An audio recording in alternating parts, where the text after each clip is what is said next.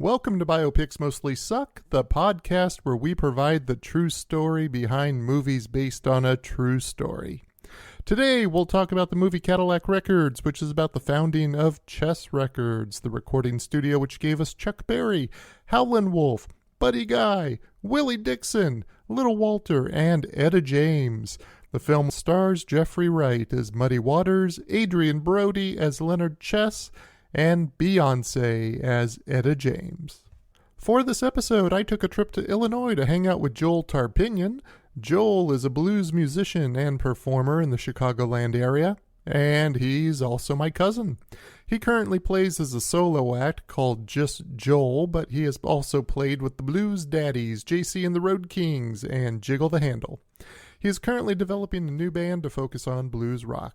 Since we were only an hour away from downtown Chicago, we took a drive down to Chess Records to take part in one of their tours. You can hear us talk about the tour and how much we enjoyed it.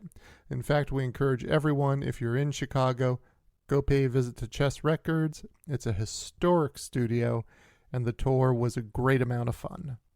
The movie about Chess Records, Cadillac Records, scores a 7 out of 10 on the Internet Movie Database. It scores a 66% from Rotten Tomatoes, and it gets a 65% score from Metacritic. On this podcast, we're going to give our own rating to Cadillac Records as entertainment and also as a medium for delivering the facts. It's what we do here. If you're ready, let's get started. If not, just hit pause. We'll still be here.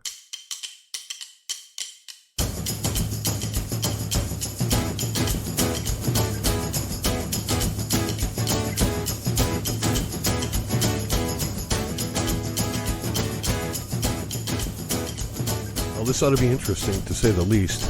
You know, after seeing the movie the second time, it was, it raised, we could have nitpicked the crap out of that. I mean, we could have paused and gone crazy as far as that went, on every little thing, but I guess that would have made this thing like three days long to actually dissect this movie to do so. Yeah, Cadillac Records definitely gave a lot of material if you want to fact check on things, but we'll get into the fact checking in just a little bit. Yeah. But first, Cadillac Records is the story of Chess Records, which it's interesting because the director, Darnell Martin is her name. She said she didn't call it Chess Records because she wanted to focus on the artists, the people who brought the music in, rather than the two brothers. Oh, well, that makes sense. That makes sense, except what's interesting is she packs so much in there, you really don't get a sense of anyone. Well, there was a lot of gaps, as far as that went, Personally, I feel Cadillac Records to be a very frustrating movie in a way, because I think the performances were great. I think Jeffrey Wright was incredible as Muddy Waters. I really, really like the guy who played Howlin Wolf. I thought he was fantastic. Mos Def makes a great Chuck Berry. Yeah, agreed. But the problem is you didn't find out any why of anyone. Yeah. I agree with that too. And it just hopscotched all over. I was thinking what probably would have been great, and I don't know if some of this has to do with the interest level about Chess Records as opposed to other labels, for instance, because if you hear Diana Ross and the Supremes, what do you think? I don't think Chess. No, Motown, right? Yeah, right. So there's an instant label association to the artist. Right. Or even Stax artists, Rufus Thomas. Yeah. You think Stax. I don't know if Chess has that same association with people. I agree. I didn't think so. I think if there were a greater association, this probably would have made a really good miniseries. Yeah. Because you would have had the context of Chess Studios, but you would have also been able to delve deeper into the lives of these artists. Right. Some of which is much more fascinating than anything they put on screen. And unfortunately, there's a lot that wound up being made up in the movie. And I find this movie so frustrating because the performances are good. The musical performances by the actors are really great. I've seen this movie 3 times now, twice with you, once before. But what I have found is usually when I have researched and identify liberties taken in a movie, and I'm watching something and I can tell it's just not true, for me, it usually diminishes the enjoyment of the film. And I find Cadillac Records to be very frustrating because I know what's not true in it, and yet I can't help but still enjoy the film because of the performances and because of the music. Oh, yeah, you always wanted to look to the next minute of the movie, even though it was kind of a fantasy, you know. Yeah. I mean, when if you start going back and fact-checking it, it was, again, there was a lot of holes in the story. I guess if you didn't know better, it would have just, you would have just sat through it and watched it to the end, and that would have been that. But, the fact-checking kind of, you start checking into it, and it's nothing lined up, basically. Oh, once you took a look at it, no, nothing did. So since we keep coming back to the fact-checking, I think we've set up the movie enough at this point. I found it really enjoyable. Oh, I did too. On a scale of 1 to 5, just as a movie, liberties aside, facts aside, what would you grade it as? 3.5. 3.5? Yeah. Yeah, I think I go the same. Yeah. I go 3.5 on entertainment. Yeah. The actors did a great job. I mean, the story was good. What you don't know kind of makes that story even better. Yeah. And they had some really great actors. In fact, some of my favorites were in this. Jeffrey Wright, I always love in anything he does. Eric Bogosian, I've been a fan of for years and years and years since he was doing his one-man shows on Broadway. In fact, do you ever see Sex, Drugs, Rock and Roll? I have not. Oh, he did some really, really great one-man stuff in that. Have you ever seen the movie Talk Radio? I have seen that. Oliver Stone. Oh, that was the director of that picture? That was an Oliver Stone picture. Okay. And that's loosely based on a story of Alan Berg, who was a Denver talk show host who kept amping up the rhetoric and then was killed. Oh. Loosely based on a true story. But he did that as a one-man show originally as well. I'll have to look into that. Yeah, I've always loved Eric Bogosian's work. Vincent D'Onofrio shows up and is credited just as Mississippi DJ. Right.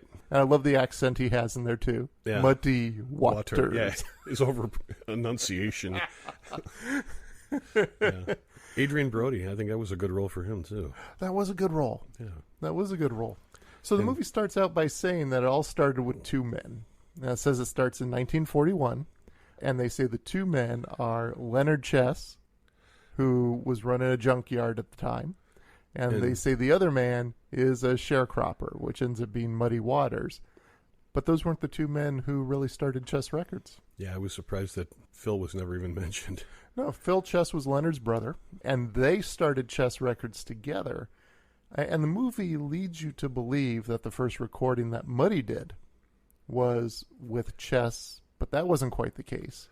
And they also introduced the character in there, the woman who does what she calls the race records.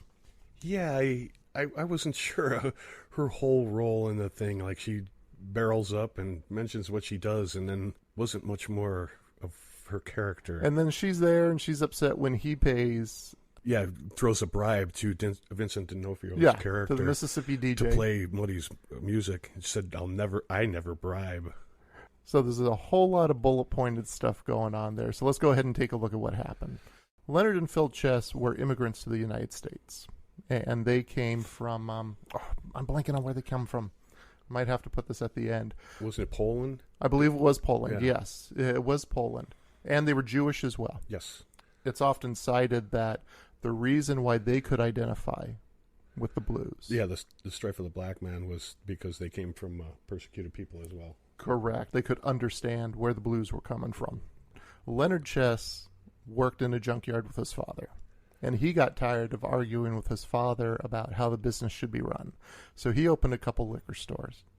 He made money on the liquor stores, and he wound up opening a club called the Macambo, which was the lounge that they show in the film. He started recording the acts who appeared at the Macambo. He wound up meeting Evelyn Aaron, who is the redhead who's portrayed in the movie. Yeah, that made the race records. So Evelyn was running Aristocrat Records with her husband, Charles. Leonard bought a stake in the label, brought his brother Phil into it, and then the Aaron marriage dissolved, and Evelyn wanted out of the label. So in the movie they show she was upset about the payola. She wasn't involved in that because she wasn't on the road talking to the DJs. Right. It was Leonard and Phil who were on the road talking to the DJs and selling the albums. So she wanted out of the label. Phil and Leonard bought the label from them. And then Aristocrat Records became Chess because now they had the insurance money and they also had a loan from their father because he was renting apartments to African Americans who were in the area. So the big question is, why wasn't Phil in the movie? Yeah, exactly. It's beyond me. I would imagine that he had to be as an interesting a character as his brother, being part of it. That's a darn good question. Well, because in real life, he did the production. I mean, we see Leonard selling albums or bribing DJs as well, but and he was doing that in real life. The payola was just rampant at the time. Yeah, it's part of the business. It was part of the business. But it was Phil who was actually doing the production, which we see Leonard do. I haven't been able to find a solid reason why Phil was not portrayed in the film, other than he was alive and well at the time the movie was made and living in Arizona. So the only thing I could figure is they probably couldn't secure the rights to tell his story. Well, that would probably be it, or he didn't want to be mentioned in it at that point. Yeah. Because when they said this is a story of two men, I figured that was going to be about the brothers, the Chess brothers. And then the scene shows that, Muddy in the fields in Mississippi. And I would have thought when they said this is a story of two men, the first thing I would have thought was the Chess brothers. That's what I would have thought as well. But no, you kind of have Leonard's character doing double duty for the brothers. And then you have Muddy Waters' character kind of filling in a little bit of the Phil role there as well. Yeah. It wasn't Muddy Waters and Leonard who started the label. It was Phil and Leonard Chess. In the movie as well, there's a whole bunch of timeline issues that are taking place. Yeah. And there's a whole rundown here. It starts out in 1941, and that's pretty much accurate. But throughout the movie, it's a little difficult to tell where we are in time. Because other than saying 1941, they really don't give any other markers. Yeah, beyond that date. To what's taking place. Yeah. And within a few minutes, we jump ahead 9 years, and suddenly we're at the El Macombo burning down, which was 1950. Yeah. Because we have Muddy Waters, who recorded with Aristocrat in 1946. The movie shows Muddy Waters finding little Walter on the street, plays with him, then brings him to Chess, when in fact, little Walter joined Muddy's band in 1948. So 2 years after Muddy Waters was already recording at Aristocrat.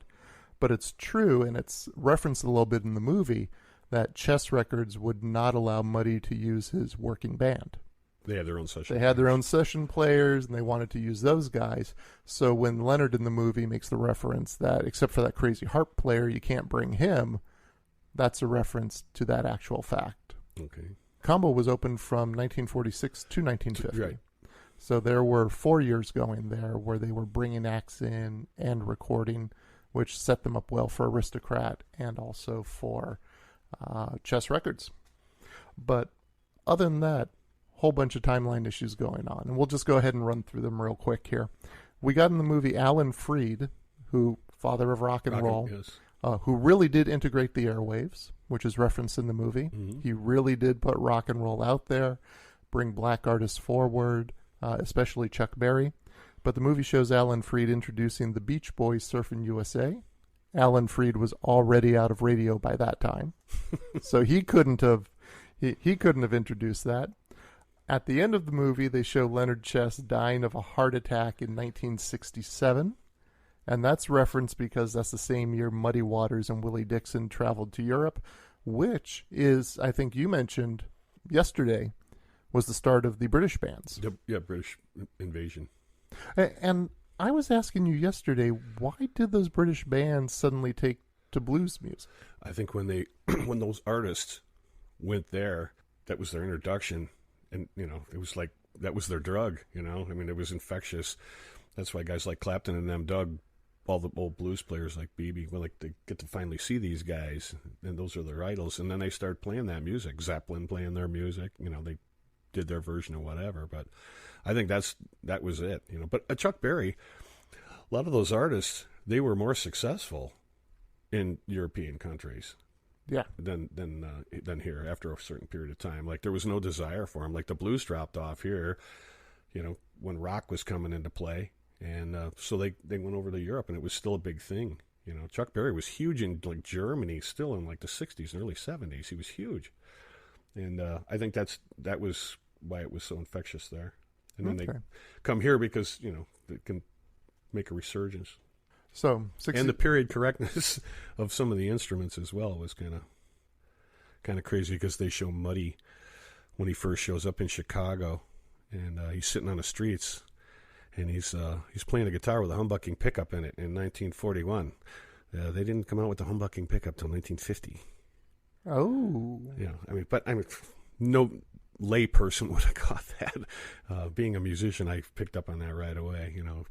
That it was just, you wouldn't have converted it, because it was guys like Les Paul and Leo Fender that would have been the guys to do that. I mean, they weren't the guys making the pickups, but there was a lot of period correctness issues going on in there too. So. But you also picked up a little bit about Muddy Waters' guitar at the beginning.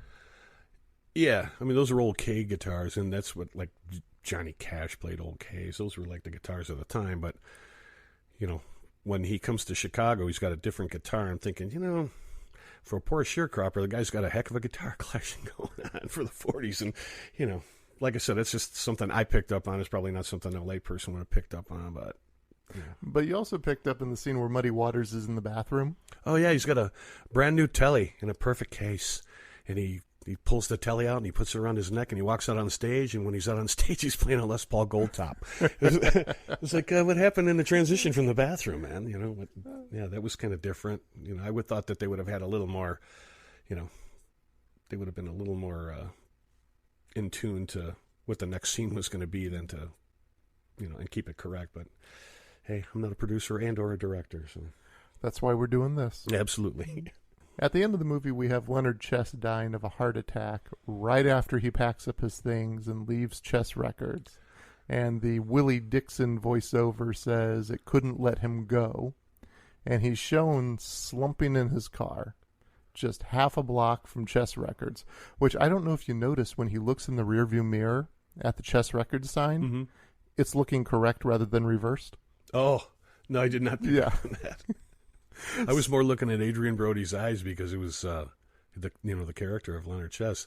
I was more looking at his eyes because I'm waiting for the moment that he's actually looks like he's deceased. It just looks like he dropped off because he looks like he's struggling to breathe, and then all of a sudden he's just kind of leaning and hits the curb, and that's it. And he's got the fish eyes. Yeah, I guess that's what you could call it.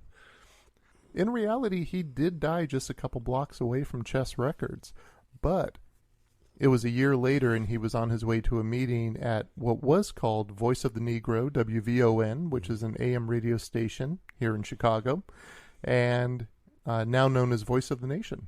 And that was a radio station that was created by Leonard and Phil Chess in order to pull together, according to the station's website, the best black radio talent who could galvanize all of black Chicago.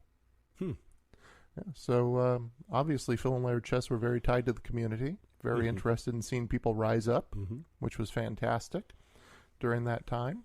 We have a montage of photos that takes place a little early in the film where we notice that there is a shot of records in a bin and leader cards.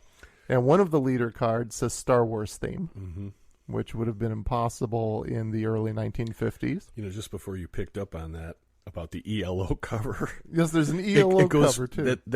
It goes from color to black and white. And I don't know if that was to, they didn't do it fast enough to obscure the cover of the ELO album or what, but it's like that whole shot goes black and white, and you can't pick up on what the leader card and or the album cover looks like. But yeah, that was pretty interesting in itself. And in the film, Chess Records seems to open in 1954, 1955. Again, they really are not giving markers other than 1941 at this point. And it actually opened in 1957 is when it opened. Now, my favorite timeline in the movie is this 5-minute segment that we have where Chuck Berry is in a car with some women and he hears Surfin' USA. And he realizes it's his tune, Sweet Little 16. Yeah, it's a plagiarism thing. And he's still complaining about it in the Chess studio.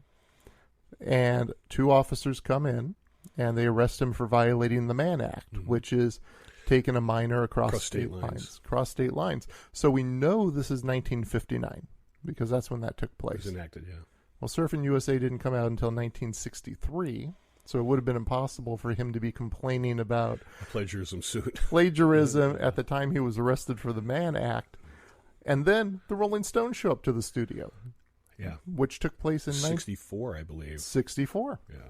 Took place in 1964.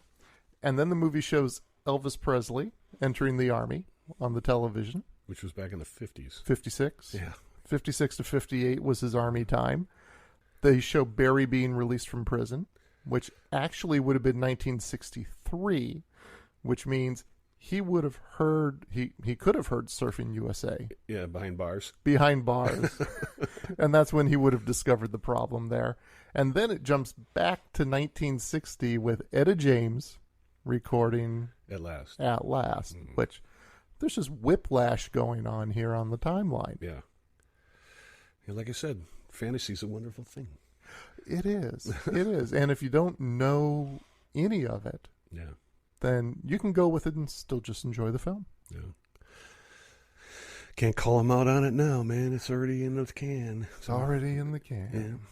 Now, I think for the rest of the film, it might be easier to just go person by person and talk about the artists that are portrayed. Because for me, I think some of the most fascinating things about the artists are the things they did not include in the movie. And it's a shame because there's things that were made up for dramatic purposes that I think they could have taken that time and presented the people in a way that pays a greater tribute to them. Yeah. So let's start with Muddy Waters. You're very familiar with Muddy. Yeah. Muddy's a genius, was a genius. Now, you play blues as well. I do. From your perspective, what is it that makes Muddy Waters a genius? Well, I like B.B. King, you know, he's just one of those trailblazers. He and Willie Dixon are just trailblazers, and Muddy had his own sound. You know, he had his own thing going on.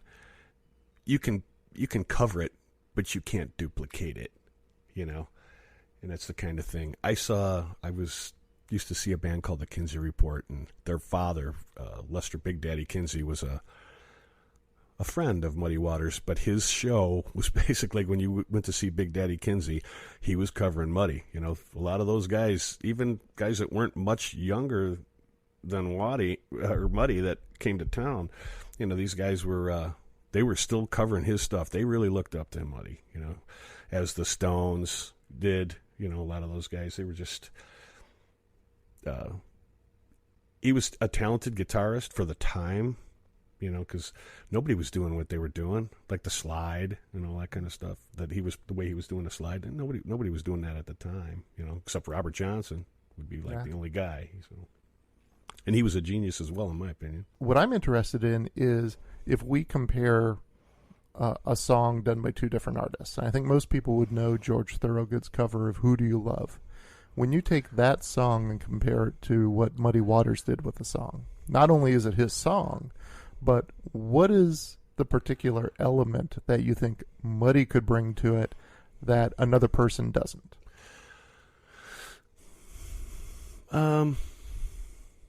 Feeling. There's kind of a grit there. Yeah, that's kind of like the whole blues thing. You know, you look at there's a lot of great players out there back then and now. I mean, you look at guys like Eddie Van Halen. Any guitar player out there thinks, Eddie Van Halen's God. Eddie Van Halen can play a lot of notes, but to me, he doesn't play with a lot of feeling. A lot of blues guys play with a lot of feeling. George Thorogood, he's a good player, but I don't think he's lived the feeling. If you follow my drift on that, got it. You know, and I think that's probably the difference. So it's kind of an intangible element that finds its way into the performance. Yeah, it's a gut heart thing. It's not a just pulling it out and laying it out there kind of thing. I used to work with a woman, and she and I used to get catfish together, right? Cajun-style catfish. And she used to say, you can taste the mud in it. When you can taste the mud in it, it's good. Yeah, right. And I would think that relates to what you're saying as well, that there's kind of this thing that's there that someone, as you said, who's lived the experience brings to it. Yeah. That's the difference. I have a buddy that refers to that as stank. Stank. Put your stank on it. Yeah. All right, so Muddy Waters. In the movie, we see Waters recruit harmonica player Little Walter on the streets of Chicago and then go into the Macamba to show up musicians who were hired to perform that night. Leonard Chess then seeks out Waters to record him on the Chess label, which presumably was the first time Waters had been recorded. But we talked earlier, he originally recorded on Aristocrat before coming to Chess. Right. And we also talked about the timeline with Little Walters. Little Walters wasn't quite with him yet in his band. But you talked about the Headhunters. Tell us about the Headhunters. That was a thing. And I'd recently seen a documentary, I can't remember which one it was, that said that Muddy Waters and Little Walter and those guys would go in there and just kind of be humbly approach the guys on stage and ask if they could sit in and play, and then they'd get up there and blow them off the stage, and it did create that friction. I'd seen that. I can't recall what the documentary is at the time, but I'd seen something about that. I mean, like within the past month, that was a common thing they did around town. But, you can only get around town so many times before everyone knows your game. And I was going to ask, that couldn't have happened too many times. No, as soon as they come walking in, I'm sure that's all figured out. It'd be like, oh, here come these guys again, And, so it probably didn't last long. He would have run out of opportunities to keep doing that, so he had to get his shit together, to and get the band together, up and running, for live performance, because everybody was going to know their game at that point around town. And there's a nice little touch I read about, which is not only would they blow the other band off stage, but then they would announce where their next show was going to be held from the stage. Adding insult to injury. So I wonder how successful that was for them. I mean, it definitely makes a name for you. Oh yeah, in both directions.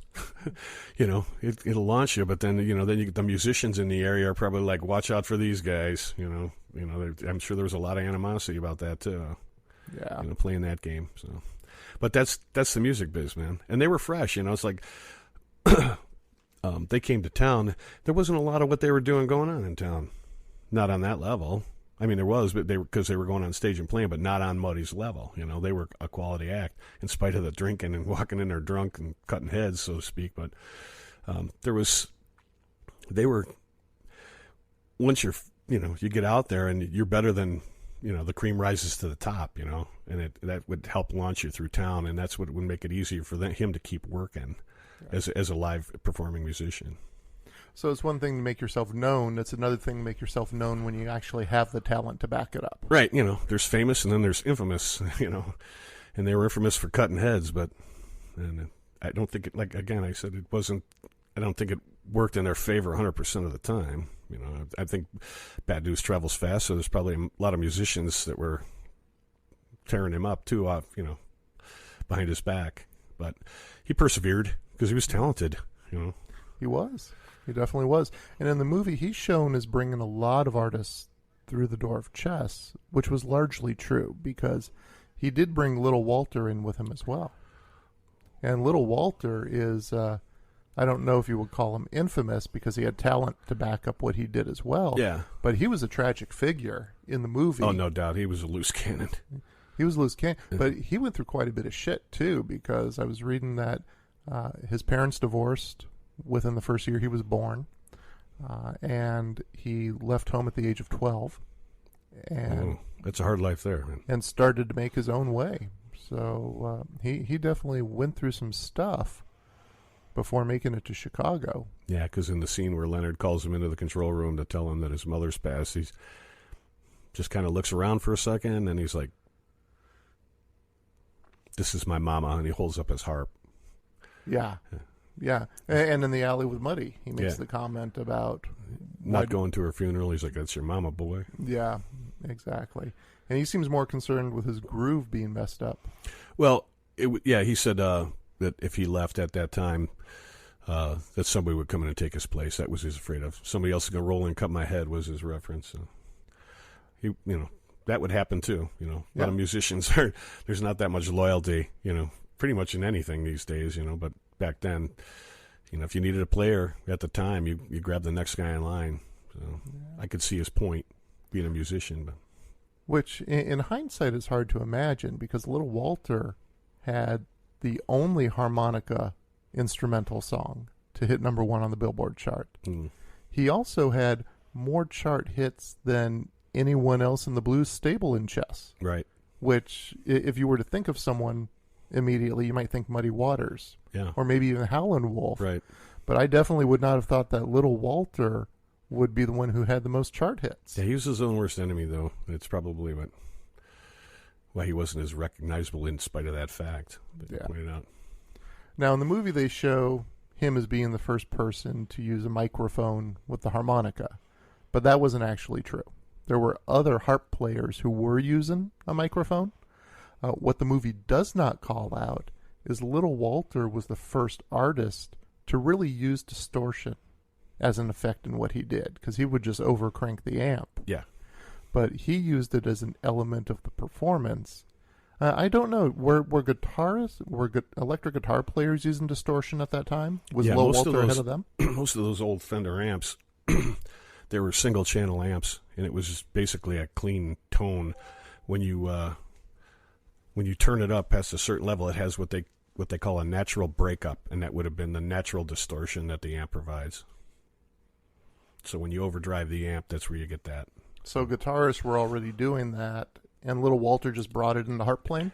I'd say the harp players were probably using it before the guitar players. Like a lot of the guitar players had that glassy, clean kind of sound, except for when they were playing slide. Because if you try and play slide clean, in my experience, you can hear every little imperfection. When you overdrive it a little, it has a cooler tone like a harp.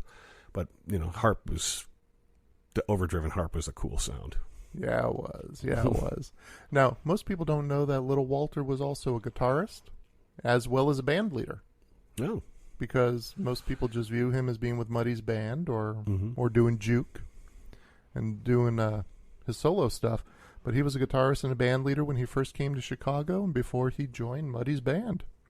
But he resumed the role of band leader when he signed with Checker Records, which was a Chess subsidiary, and had a hit with the song Juke. So they show him recording Juke while at Chess, but that wasn't quite the case. He recorded it with Checker. Mm-hmm. There's a scene in the movie where Little Walter drives his car into the window of the Chess studio. Mm-hmm. And when we went on the tour, right, Manchester made a comment about this. And in the movie, what we see is he says it's the wrong color. He needs a new car. But I don't recall if the movie shows what happened. No, I think it stops right there. And it shows the receptionist girl just kind of having a surprised look on her face. So supposedly, right after he demanded a new car, Leonard gave him the money for it. Right. So he took the car, he drove through the window, and he drove to the bank, and instead of parking in the parking lot or parking on the street, he left the car in the middle of the street, backing up traffic. What a guy. And just calmly walked into the bank. Arrogance at its finest. And did what he had to do. He was known for having a short temper and was prone to self-destructive behavior, some of which is dramatized in the film. Oh, yeah. Such as the bit with the cops. Yeah, provoking the cops back in those days was probably a major no-no. Yeah. And I'm sure that they, took a little artistic liberty in the violence, the brutality on the police's behalf as well. I don't know if it would have been grabbing somebody by the head and smashing their face on the hood of the car several times, but yeah, provoking the police was probably not a good idea. But I think the biggest liberty taken is Little Walter shooting a man dead in broad daylight. That said, whose name was Little Walter? Exactly. For being Little Walter and stealing his money. Yeah, that was. I was waiting to find out if that was factual by any means or not, because you don't just shoot somebody in the face in front of a bunch of witnesses and jump in a car and drive away and with no repercussion. Yeah, and there's no record that Little Walter did that, so that was definitely some heavy dramatic license that was taken there. And lastly, Little Walter did not die in the arms of Muddy Waters' wife, Geneva. Yeah, well, that made for a good movie, but like a lot of the movie. But Little Walter also toured Europe in '67. and he came back from a tour. When he was back and performing in Chicago, he was in an altercation.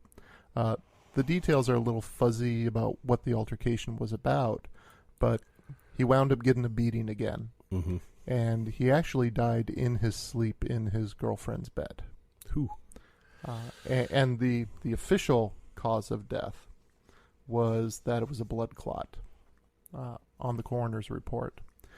And the thought is it was just the result of the damage he did to his body over the years. He was his own worst enemy. Yeah. Sure seemed like that. He most definitely was. Well, he was probably dealing with a lot from his life as well. Yeah. He just didn't process it as...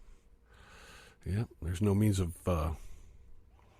no one to talk to in the day, probably, Yeah. And or the availability of somebody to talk to help you with that. Yeah. Yeah, it was a sad story about him, anyhow. And they also show Muddy Waters being surprised by his friend's death. But in real life, Muddy Waters, when he was told of Little Walter's death, said Little Walter was dead 10 years before he died. Yeah, I'm sure he probably saw it coming along, miles away, that he was a live by the sword, die by the sword kind of guy. Yeah.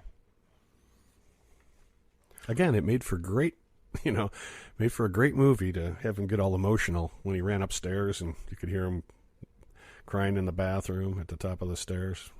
Yeah. I suppose it simplified things. You didn't have to introduce a girlfriend character. Right. Right? So, and it completed the circle with him in Geneva, which was started when he was drunk and hitting on her. Yeah. Yeah. So from a storytelling perspective, it makes sense. But, yeah, in real life, he died in his girlfriend's bed. Now we come to my favorite character in the movie. Got to be Etta.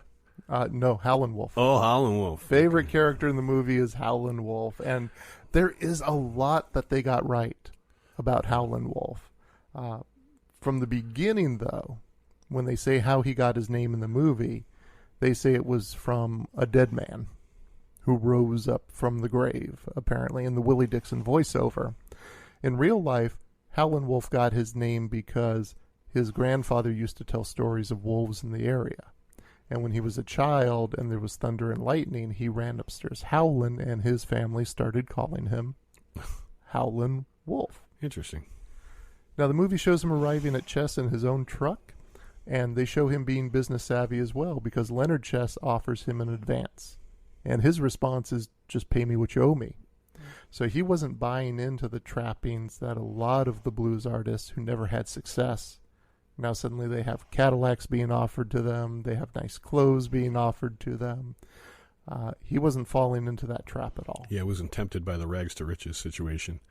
Which I find even more interesting because he was largely illiterate until the age of 40. And at the age of 40, he got his GED, he got his high school equivalency, and then he started studying business and accounting. And he was apparently quite a good businessman as well, because he really just kept his stuff together, had a wife, 2 kids, and just lived in a modest home and drove a modest car. Beautiful. He just seemed to do it right. He was born Chester Burnett in 1910. He was a farmer. And when he came up to Chicago, he already knew of Muddy Waters. And he knew they were both from Mississippi. So he thought there was a connection there. So he looked up Muddy Waters, and Muddy Waters is the person who brought him to Chess, which in the movie, they show that Howlin Wolf is just there. Yeah. And Muddy is introduced to him by Leonard Chess. Yeah, it seemed like there was a lot of friction between the two. That was the picture they painted. Yeah. A lot of friction between the two of them right off the get-go. And apparently there wasn't, because Howlin Wolf stayed at Muddy's house when he first got here, and Muddy helped him out. But they did have a rivalry that began. And part of it had to do with Hubert Sumlin. Oh, stealing him to put him on stage with Muddy. Yeah. So what do you know about that? I really don't know much about that per se. Again, I'd seen I think it was the 2007 Crossroads. I actually went to that show. And then I got the DVD for that. And there is a little side thing where Hubert was telling that story, but he didn't elaborate because he didn't really want to look like he had jumped ship. You know, he didn't want to make it look like he had jumped ship and played with Muddy and got in trouble for it. But there was a mention of it. You know, he just kind of played it off. And that's probably the extent of what I would know about it or have heard about it. But, yeah, it existed. I wouldn't imagine if you were somebody's side man, that's probably not a good thing to do. And but I guess if Muddy was going to be vindictive to get a jab back at Howlin Wolf, I guess that's where you go. That would be like the musical jugular, if that's what you were going to go for, you know. So, but I would have thought that, again, as a side man, it's probably not a place you step into. You know, you have to have loyalty to some extent. Now, a nice little piece of trivia is we can actually see Hubert Sumlin Yes. in the movie. Yes, next to the character who plays Hubert Sumlin. Yeah.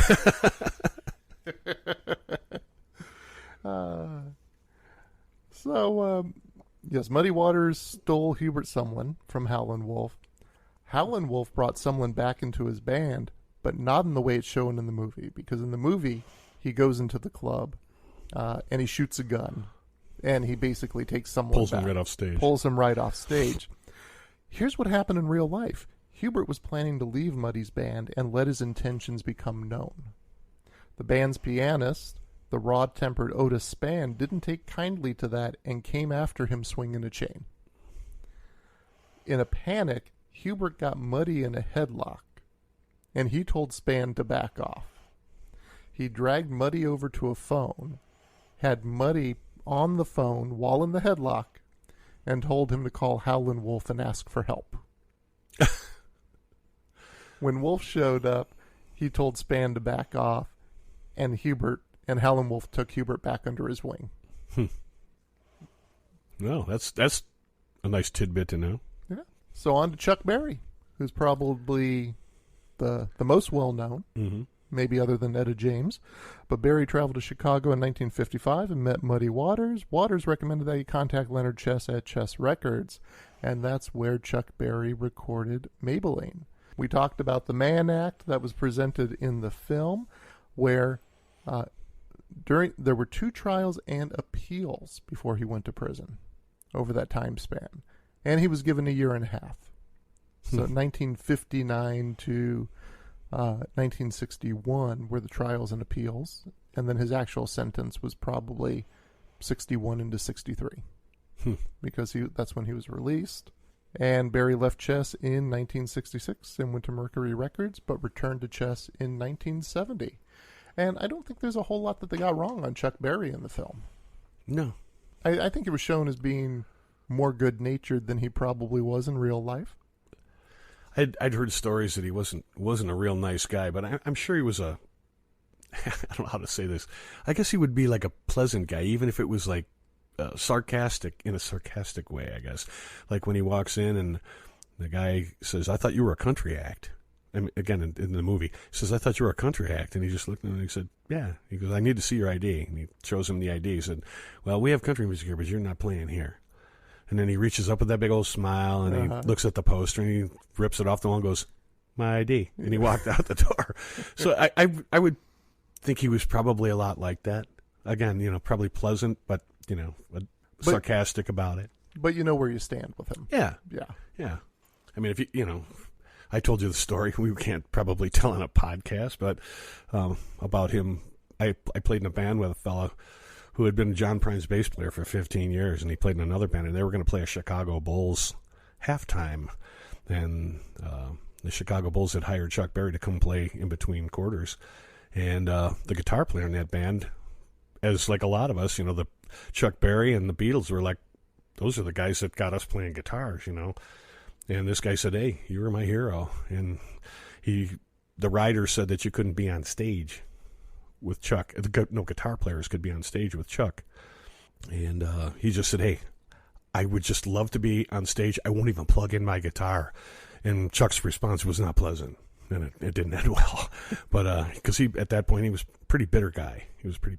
But I think that's the way he rolled on out, He was bitter by the way he was, treated for the times he been to prison. I'd read something in Rolling Stone about Chuck Berry too, and I don't know if he'd only been in prison one time. I think he might have been in there more than one time. Yeah.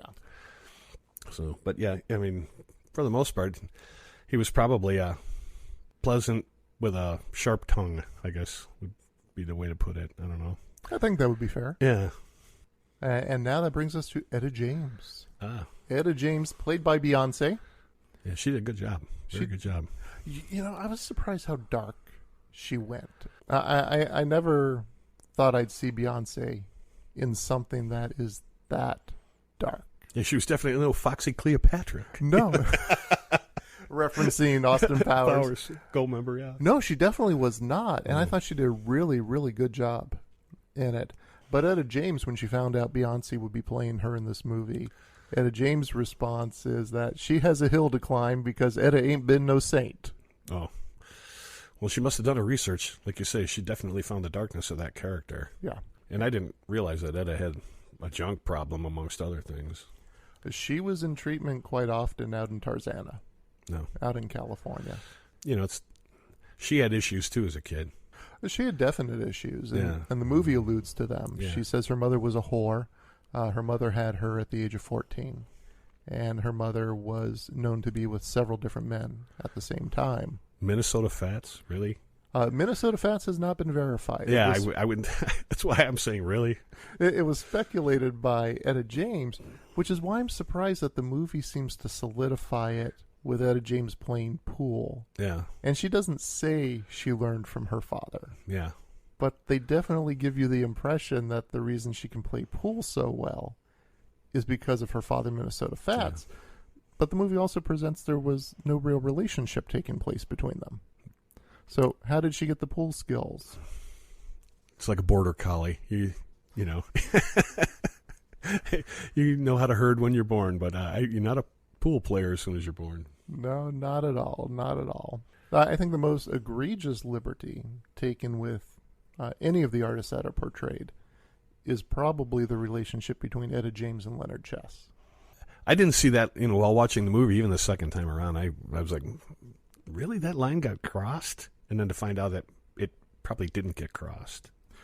Yeah, and the reason why we think it probably didn't get crossed is, well, there's a couple reasons. Number one, Etta James wrote in her autobiography, Rage to Survive, nothing about any type of relationship with Leonard Chess, or Phil Chess for that matter.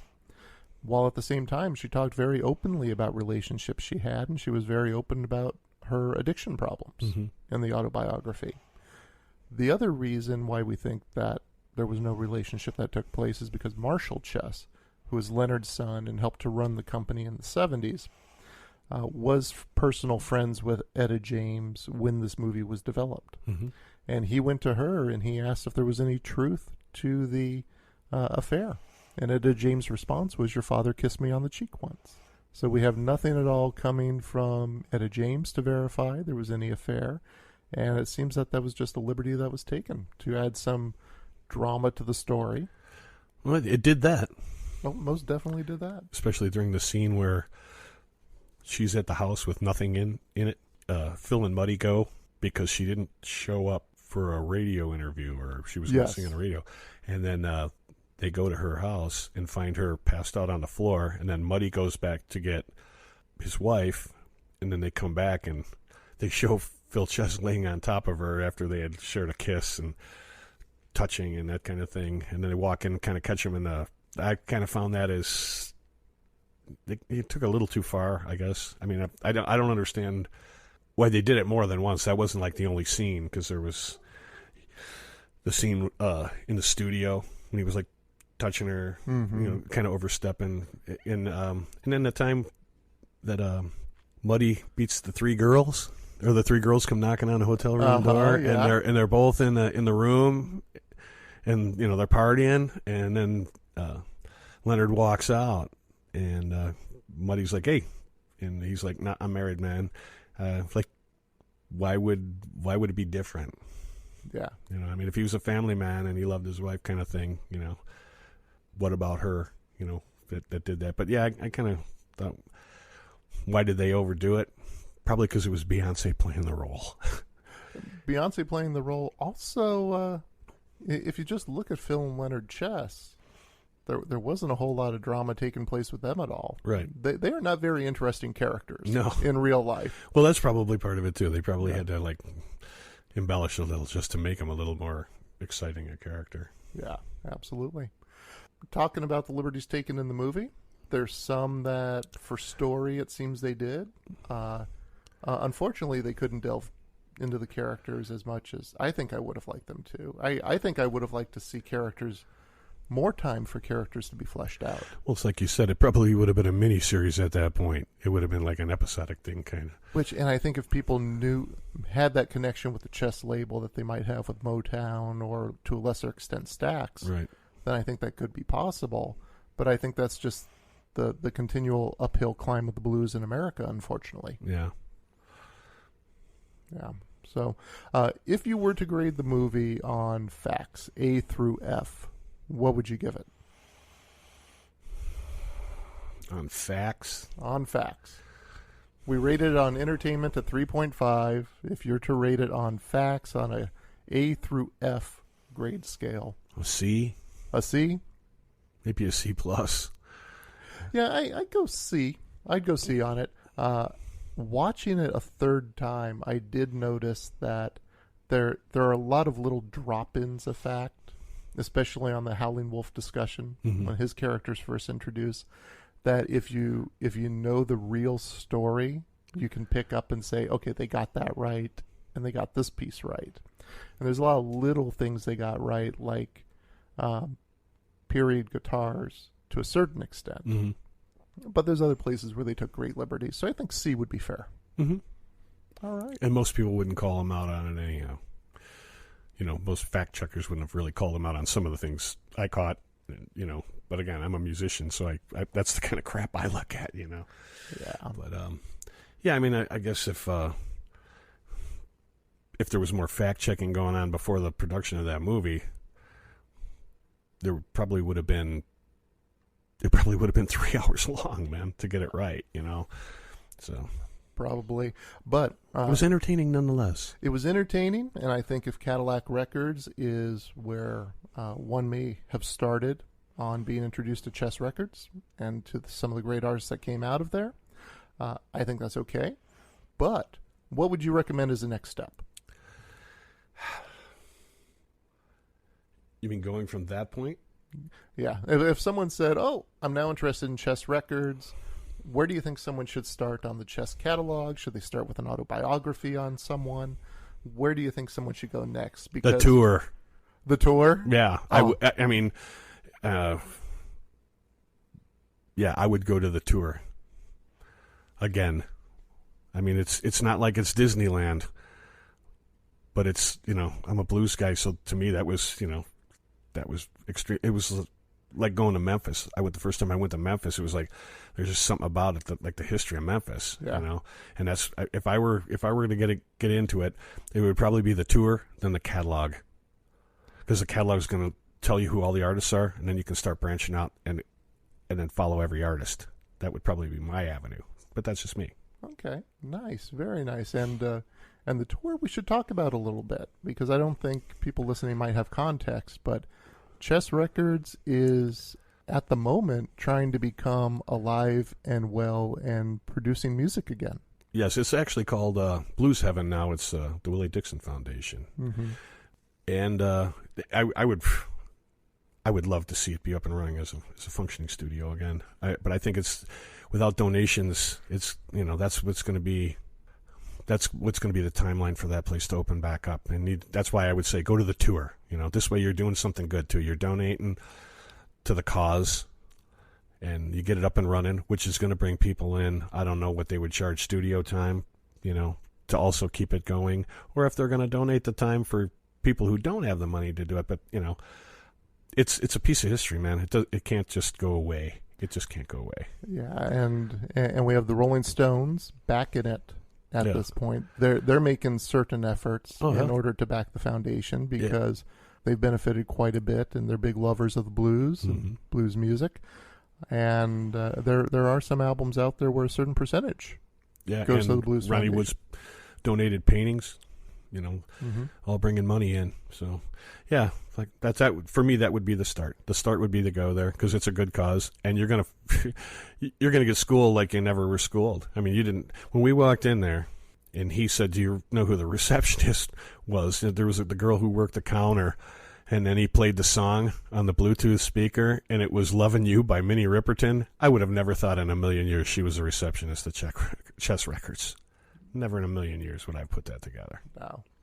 No. And that stayed with you. You've mentioned that a few times since the tour. Because he even said a lot of the people that were here weren't just, he said they were like all musicians. Like they were all in the music scene, whatever level, they were at.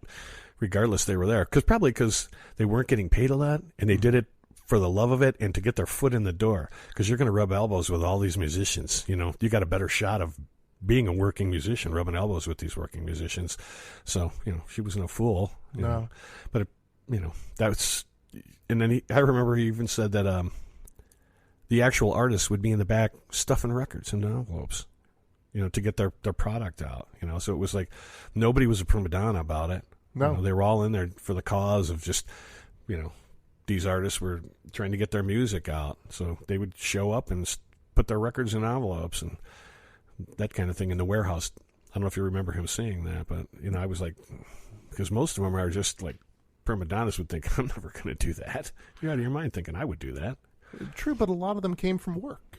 Yeah. I mean, if the background for many of them was coming from the South and being sharecroppers, it's not like they weren't unfamiliar with work. So, no. So to come and take on that extra role beyond just making the music in order to get your record out there, in order to get the name out there, that's the work you have to do. Right. And I don't even think, I think a lot of what they don't show as well is they probably weren't just 24/7 musicians where they're just lounging around, especially when they first come here. Mm-hmm.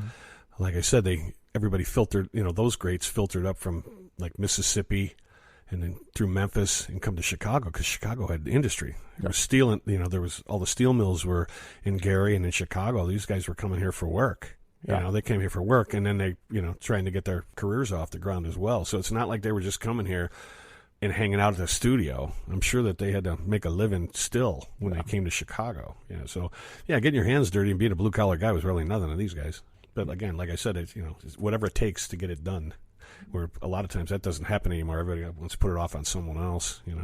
Yeah, and something that I'd like to promote getting done is obviously the foundation being thriving, the Willie Dixon Blues Heaven Foundation, and see Chess Records recording again. So if you're in the Chicago area, definitely make some time to go get a tour over at Chess Records. It's a great tour.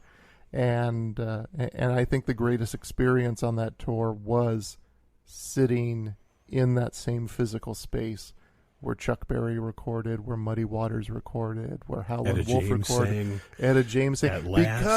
Because the following morning we were sitting on your deck here, and At Last came on the playlist, and we could hear the ambient echo of that room that we had heard the day before in person. Yeah. We could hear the production on it, and we could make that connection. Again, like I said, it's no Disneyland to you out there, but to me, it would be my Disneyland because I'm a blues guy. When I went to Memphis, that's the first thing I said to my wife when I got home. I said, "Man, that's my big boy's Disneyland. I loved Memphis." And then when when we went on that tour, that was to me that was equally as cool as Memphis because of the fact that it's it's part of the whole run from the South up here, and that's I would suggest going to it. Don't miss it. And I thought it was really cool when we were in there that those 3 different young bands that came through there from Orange County. Let's go ahead and give them a plug. Wild Records, right? Yeah, I can't remember the band names, but because it was 3 different bands. But I don't think they gave the names because they just said we're 3 different bands, but look up Wild Records. Yeah, and it was very interesting to see that their interest was sparked by that. Because those guys were probably young enough to be my grandkids. That's the way I see it. They're probably young enough to be my grandkids, and it was good to see that. It was good to see it. It was, and we met the director of the foundation as well. I'm blanking on her name, unfortunately. I am too. She was very nice. I'm gonna have to look it up and put it in the outro for this episode. But she was very nice. In fact, I think she asked about their music, and she was listening to a little bit of it. Yeah, she was pulling it up on YouTube or whatever, like Spotify, whatever they were put their product out on. Yeah, she was interested. It wasn't like she was just going through the motions. She was actually interested. Yeah. And she was helping them find, because they asked about blues clubs in the area, and she actually ponied up a list of blues clubs for these guys to go out. And that was, to me, that was pretty refreshing to see that generation into the blues. Yeah. To come up for that. That was part of making my day too, when they all come rolling in, because they all seem like nice people. Yeah. Yeah, they all seemed like a nice group of people that rolled in, because they rolled in probably the last 3/4 of the tour that we'd already gone through. Yeah, they were a little late. Yeah, but no, that was refreshing. I would recommend it if you come to Chicago. Absolutely. And who knows, maybe they'll end up recording on the Chess label. Yes. Hopefully they'll be up and running, which would be fantastic. I think their goal was within the next year and a half, they were hoping to have the control room put back together. I thought is what that fellow Manchester had mentioned. Well, they already had the acoustical material, and Shore is donating the mics, microphones. So they're definitely on their way. But I don't think we're allowed to drop the group that they kind of... Yeah, no, don't do that. Yeah, no. Well, if you go on the tour, maybe they'll mention it, but you might want to look for kind of a big group who They've been around a little while. Might be recording at Chess in the near future, and that's where I'm going to leave it. Yeah. But most definitely, support Chess Records. As you can tell, we're big fans, and if Cadillac Records is your introduction to it, there is so much more to delve into, and you'll find it well worth your while. Yes. All right, Joel, thank you very much for doing this. I appreciate it. No problem. Thank you for having me.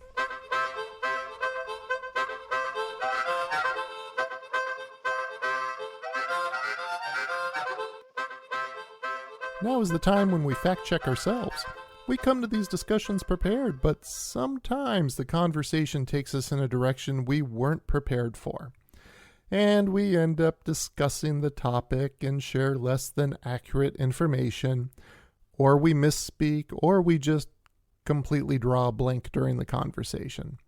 For instance, I confused a few things when Joel and I were talking about Muddy Waters, and I alluded that Who Do You Love is Muddy Waters' song.